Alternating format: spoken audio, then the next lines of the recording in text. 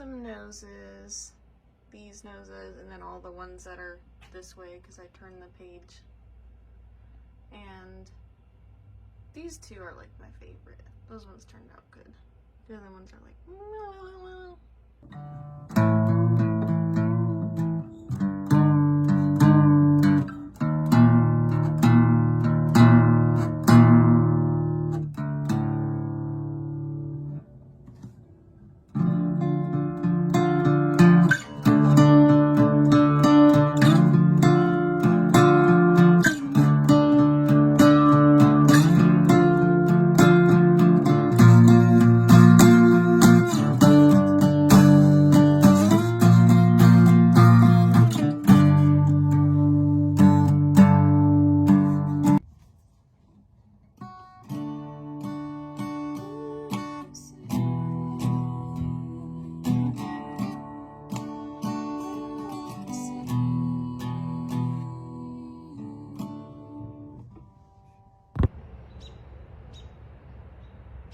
alrighty then, drawing some noses for practice from thispersondoesnotexist.com, using just kind of like different pencils, slightly different techniques and levels of effort on each nose. Look at these flowers. I thought they were fake because they're so big. Cool. We have this park. It's like probably less than a mile away, with some trails and a small lake that I've shown here on the channel before. And I don't think I'm taking advantage of it nearly often enough. We are at this area again, reading a pamphlet because people unfortunately come here to abuse fish all the time.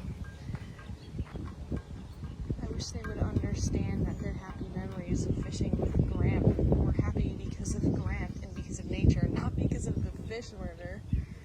I wish people could just enjoy nature and enjoy bonding without harming sentient living animals. This video is about how I learned what I actually want to do with my life by not living to impress people or prove people wrong anymore. There's a timestamp if you want to skip directly to that conversation.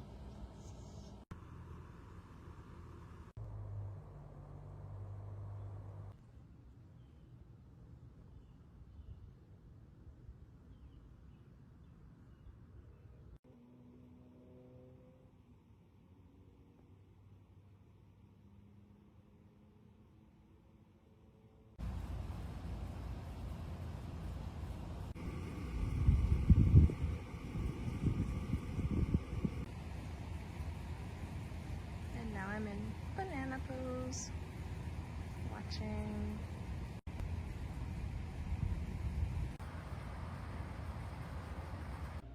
Drawing some more noses tonight before bed. Got these two so far.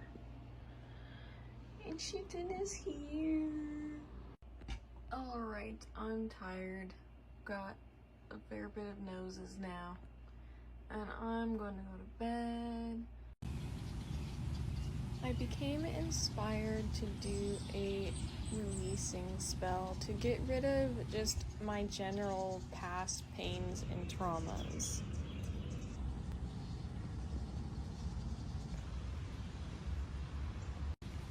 If you're currently totally lost with what to do with your life, I think probably the worst thing that you can do is actually to take advice from other people. And the best thing that you could do is just sit in silence with yourself and connect with who you truly are underneath all the bullshit. Who are you truly?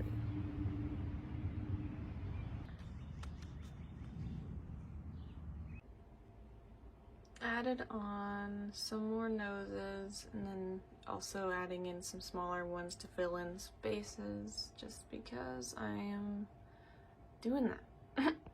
I kind of like how this nose is coming out. Negative energies or entities are welcome. Circle of protection, nothing but love, light, and the eternal purple flame. Showing to this crown.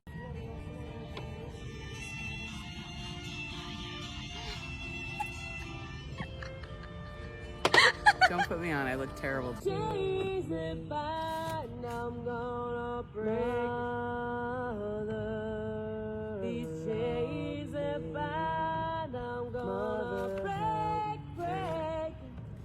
Mother, heal me.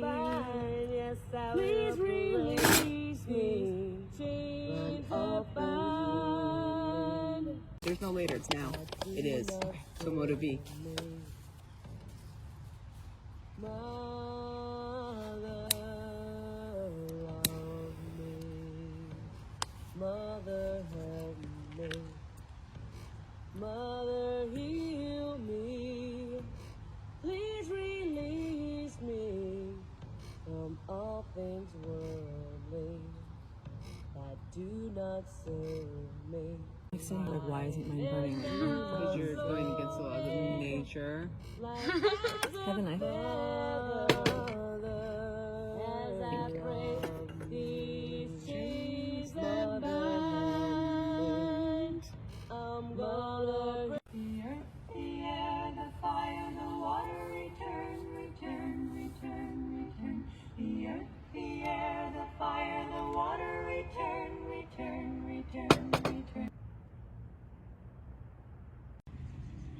One of my favorite things about living in a house with a yard is that I can set out crystals and things from my altar to charge in the full moonlight, and I love that so much.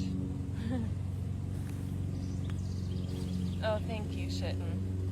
I have been really feeling connected to my witchcraft and to spirituality lately. I've been doing extra spells outside of new moon and full moon rituals, and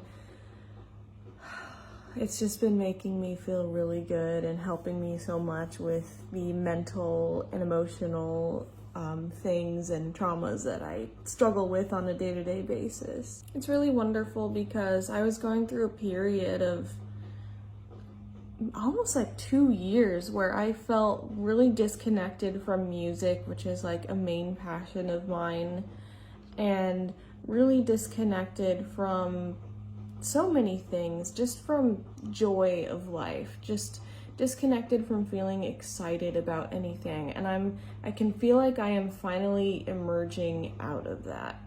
And I think that's probably called depression. Loss of interest in activities. It's a classic symptom. And I think that I'm finally freeing myself of so many toxic patterns, like in my relationship, that I was, these negative thought patterns. I talked a bit about that in my last video about relationship anxiety. When my spiritual awakening started, it started actually when I was still in an abusive relationship in 2017. Like the summer of 2017, I started meditating, and I was just using like the Calm app. I was totally new to it, and it didn't take long, maybe less than a month after starting meditating, I found the courage and strength and clarity to leave that abusive relationship. Right after leaving that abusive relationship, I hit what I believe to be, and what I'm declaring and deciding to be, rock bottom of my life, which is good because it can only go up from there, where I became without a home for a while. I was just couch surfing. I dabbled into drinking. I was letting a guy really disrespect me, and there's a story behind that, but I don't need to get into it. And my self-esteem and self-worth, or whatever you want to call it, was at an all-time low. I had also just dropped out of college because I was going to college for equine science, which is animal science but focused on horses, sort of like pre-vet. And I used to ride horses, and I thought that was my passion. And then I went to this internship in early 2017 for 4 months. I have a whole podcast about that internship, but being away from that relationship for 4 months gave me a lot of clarity that I needed to gradually go through the process of getting rid of my denial that it was an abusive relationship. And I also witnessed a lot of animal cruelty there.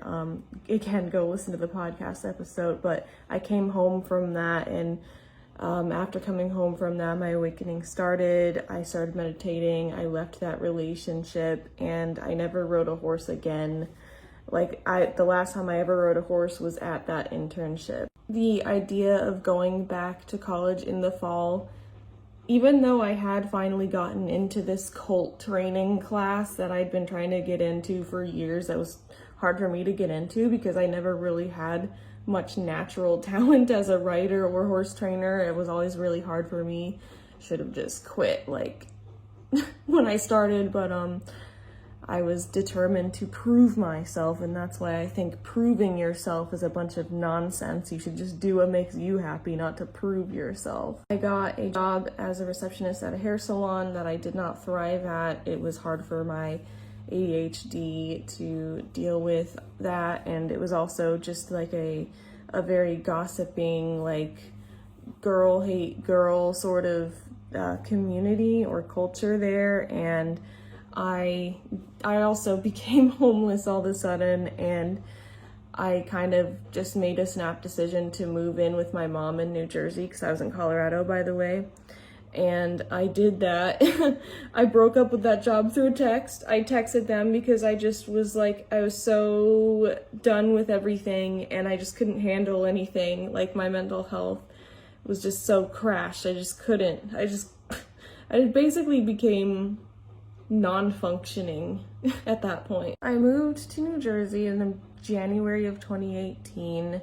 It was a little bit weird. I was really grateful to be able to land for the first time in who knows how fucking long, and have a room and have a bed and, feel like I was in a safe place. And my relationship with my mom was interesting because we hadn't lived together since I was 10 years old and I was now 21. And I know at the beginning she was really concerned, as most people in our society are, of you need to do something with your life. You can't just sit here.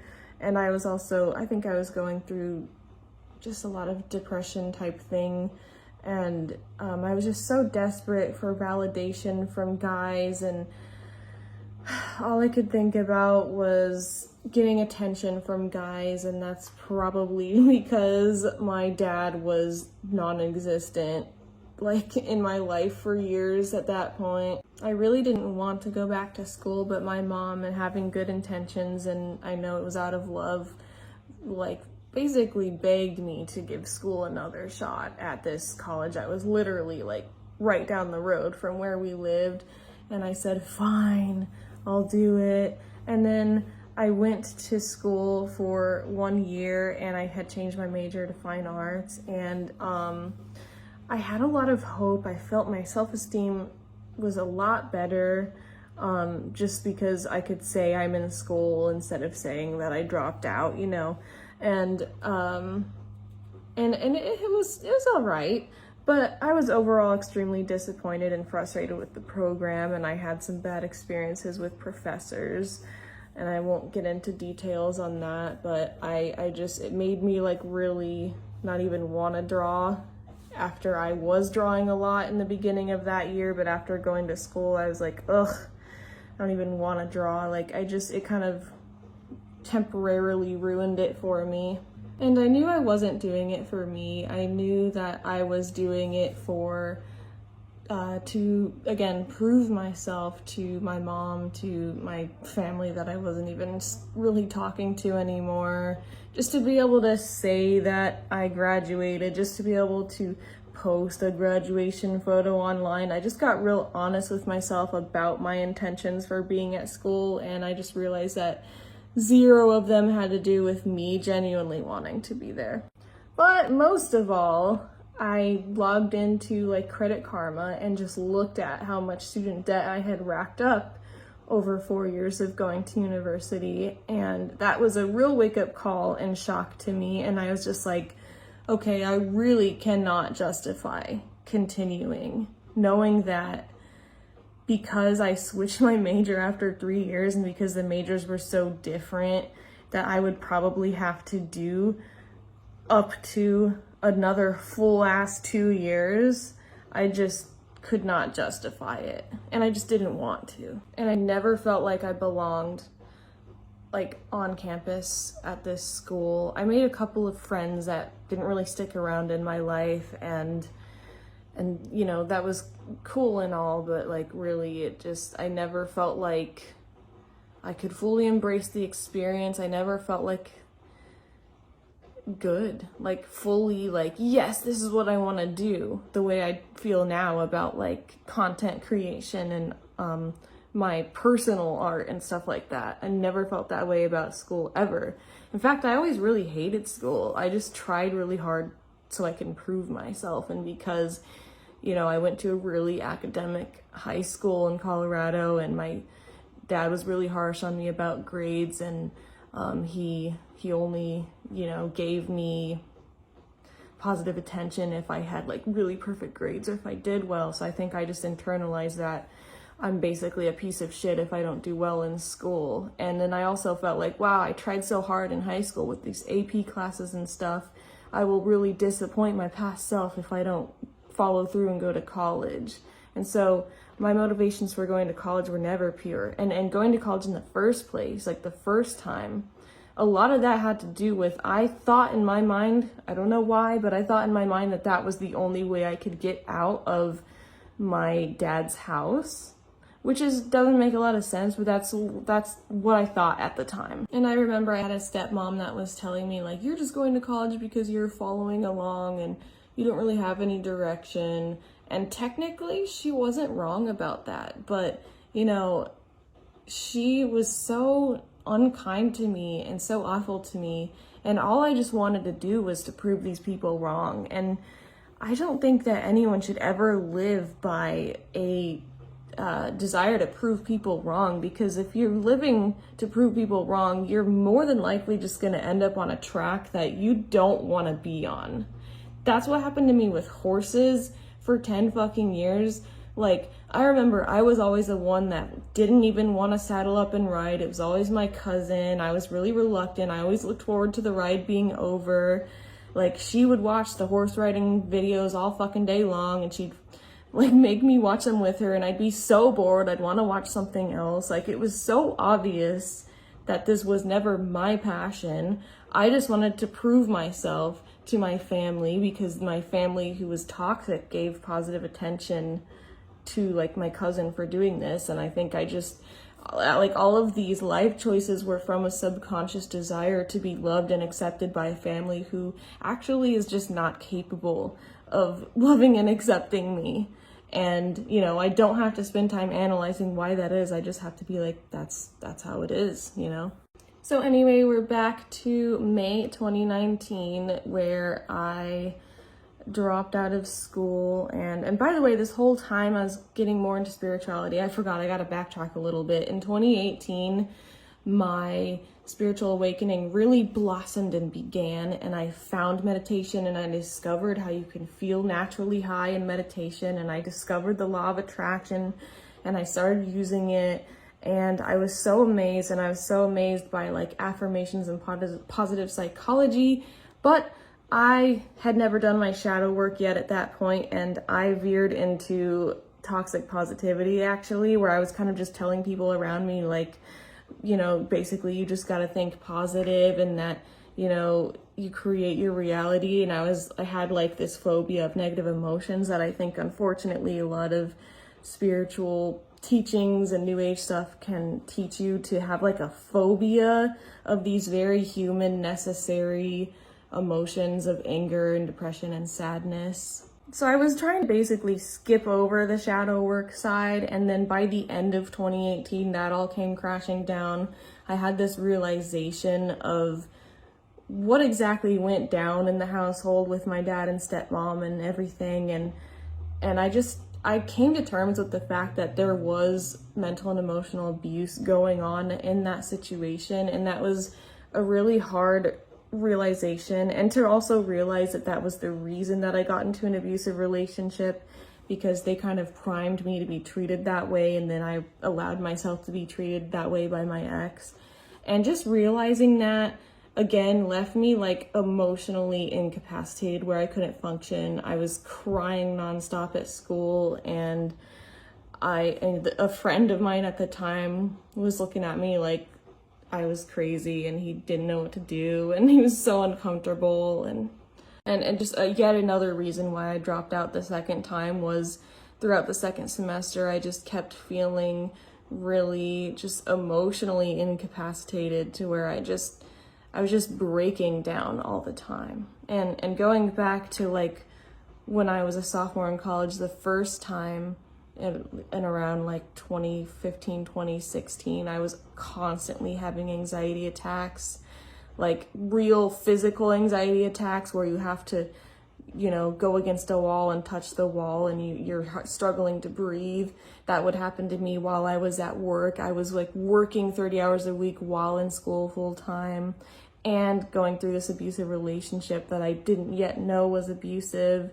And I remember one time walking into a school counselor and just feeling all of this and not knowing how to communicate it and just not knowing why I was feeling all of this, and then just saying like, well, I don't know, my dad's not very nice to me, and you know, maybe it's all just because of that, and the counselor just didn't fucking help me at all, and then I didn't come back. And I've given Megan so many shout outs for this, but my high school friend I'm still friends with, but she's far away, Megan, she's the one who pointed out to me that I was in an abusive relationship in the first place. She pointed it out to me around October 2016, but it took until July 2017 for me to fully leave, like for real leave. And that's because I think there was a lot of denial that I had to go through, and I was also just so busy with school and my internship and everything. It's a lot harder to deal with shit when you are completely working nonstop. And that's why, as a side note, I feel like our society sets us up to work so much, because it's almost like they know if we're overworked, exhausted, stressed, and way too busy to ever do anything but work, that we're not going to ask questions, we're not going to heal, we're not going to spiritually awaken, we're not going to become really liberated in our thoughts and in our spirits. And when we're not liberated like that, we're more likely to just kind of stay as a cog in the system, as you will. And that's why I truly believe the system is set up the way it is.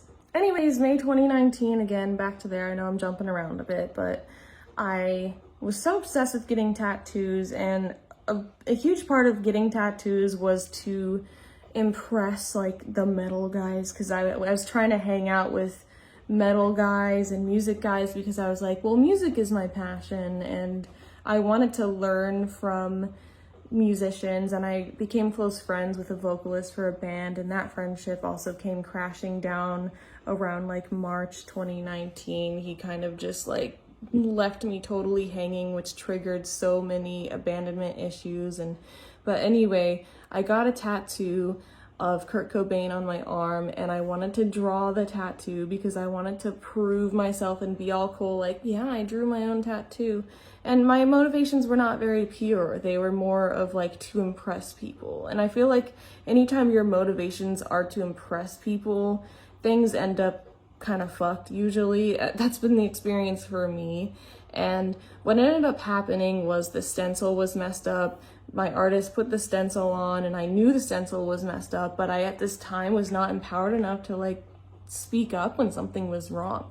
Like my whole life, I didn't feel like I could fucking speak up and say something when something was wrong, because, you know, in my past, I was screamed at and scolded, and I wasn't allowed to say anything. I had to just sit there and take it. So I was trained to not speak up. And I ended up sitting through this tattoo knowing the whole time that I wasn't gonna like how it turned out, and that the stencil was messed up, like the proportions were morphed, and I'm an artist, so I can tell those things easily. And I ended up sobbing and sobbing nonstop after I got this tattoo, and I haven't gotten a tattoo since. And that was a huge point for me of realizing that I need to fucking grow a backbone, and I need to learn how to speak up. And so in some ways, I'm glad that happened, even though it was really awful.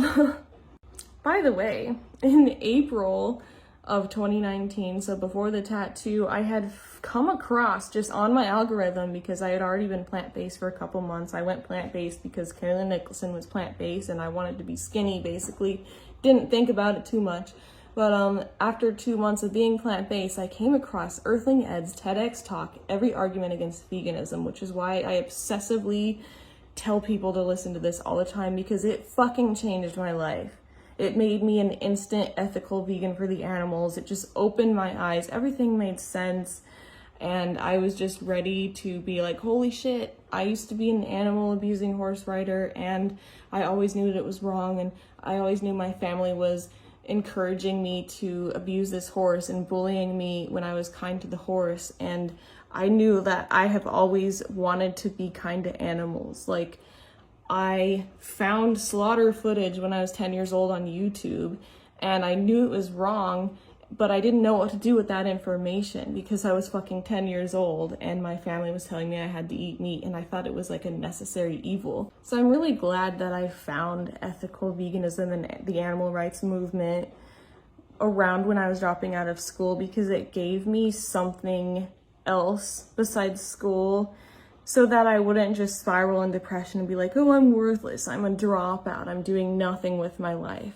I think that came around at the right time, although of course I wish it would have come around years and years sooner, right? I wish I had been an activist since I was a kid. I went to an animal rights march in August of 2019, my first activism event, and then after that, me and my mom just got heavily involved in vegan activism, and there you go. And that brings me into 2020, and that brings me into meeting Keegan. Well, actually, I technically met him in 2019, but that brings me into starting talking to Keegan in March of 2020 and getting into that relationship. And then how my relationship obviously drug up even more shadow work. I was doing shadow work for the entire like 2019 after I dropped out of school.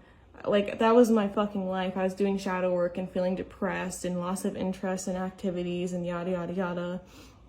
And then I found this relationship like kind of at that point, which was kind of weird because you would kind of think like you would find your relationship when you're thriving and doing well, but that was not quite the case for me. My spiritual awakening from 2017 until now, which is, we're currently in June 2021, has been kind of gradually realizing that our society basically fucking sucks. Like, that the 9-to-5 system sucks, that we're kind of in this matrix, and that we can create our own reality, and that we've been lied to about what foods to eat. We've been lied to about so many things. Like, you know, as women, we're programmed to think that beauty is the most important thing, and that we have to obsess over makeup and how we look, and that our worth is completely tied to that. And just awakening to the patriarchy and how women have been oppressed, awakening to how Black people have been oppressed, just kind of awakening to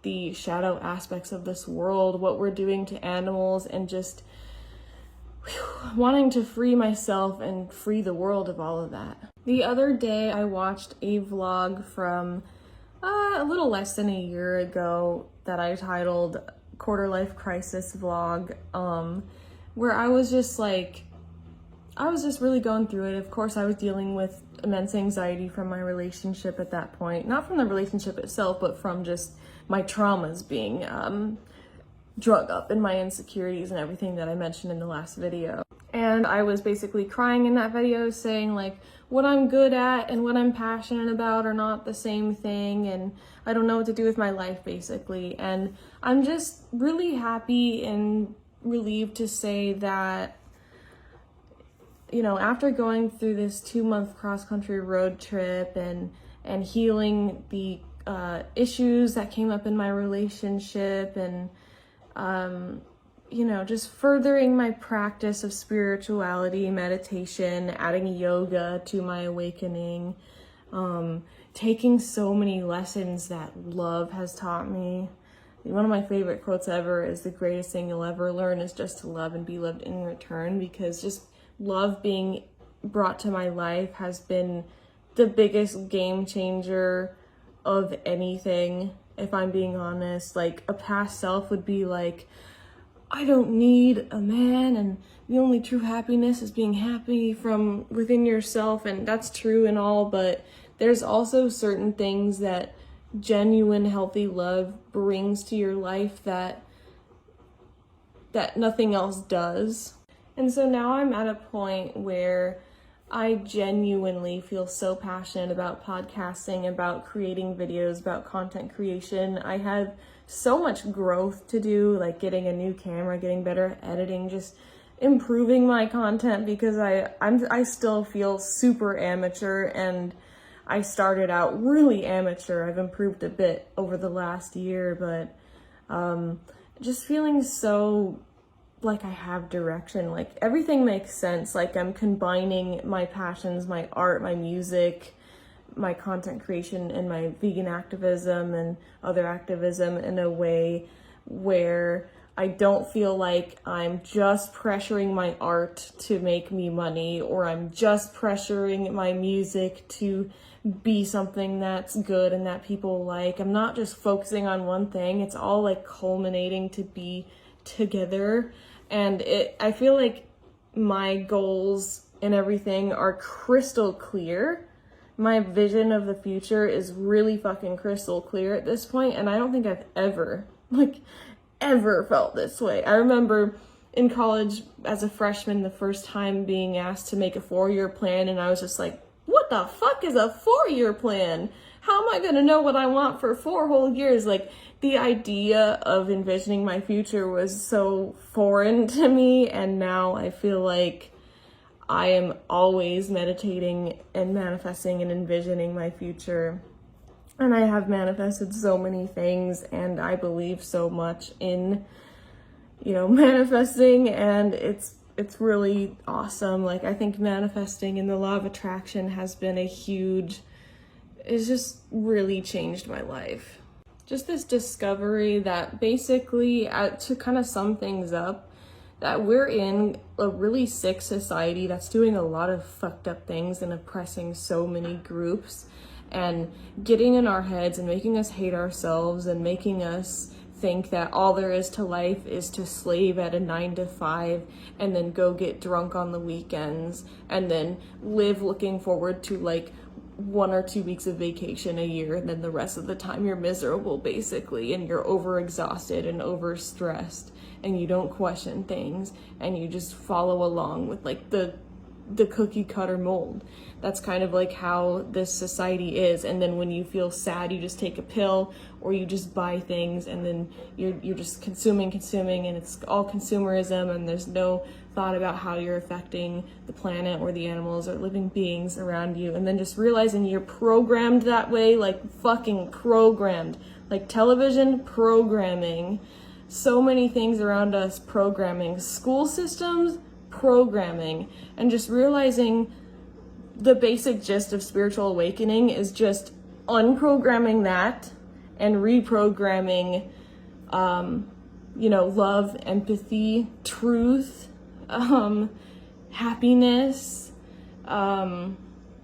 whatever it is, whatever real meaning is to you, and being kind to animals, to the planet, and to people, and letting go of limiting beliefs and just simplifying things. And yeah, that's basically what I think spiritual awakening is. I don't think spiritual awakening is just be positive, I think it's like every emotion is valid and you have to do shadow work, but there's also like, once you do your shadow work, there's like so much more bliss and happiness that you can get to as a result of doing your shadow work and unprogramming yourself and reprogramming yourself.